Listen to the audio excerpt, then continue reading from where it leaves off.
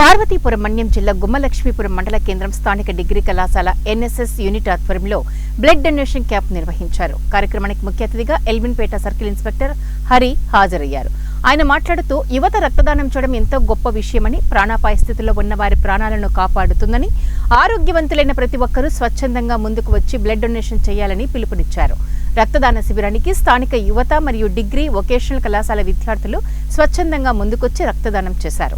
ఈ సందర్భంగా వారు మాట్లాడుతూ ప్రమాద సమయాలలో ఎంతో మంది రక్తమందక ప్రాణాలను కోల్పోతున్నారని, కొంతమందికైనా సహాయం చేసిన వాళ్ళమవుతామని వారు పేర్కొన్నారు.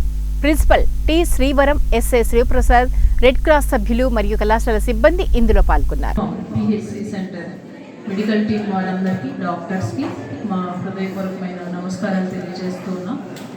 ఈరోజు మేము గవర్నమెంట్ డిగ్రీ కాలేజ్ గుమ్మలక్ష్మీపురం జాతీయ సేవా సంస్థ యూనిట్ 1 and 2 వారు ప్రతి సంవత్సరం బ్లడ్ డొనేషన్ కార్యక్రమం నిర్వహిస్తూ ఉన్నారు. అదేవిధంగా ఈరోజు కూడా 25 మంది స్టూడెంట్స్ మా కాలేజ్ నుండి, అలాగే హెల్పింగ్ హ్యాండ్స్ వారి సహకారంతో గ్రామస్తులు, ఇంకా మిగిలిన కాలేజ్ శారదా కాలేజ్ నుండి కూడా స్టూడెంట్స్ రావడం జరిగింది.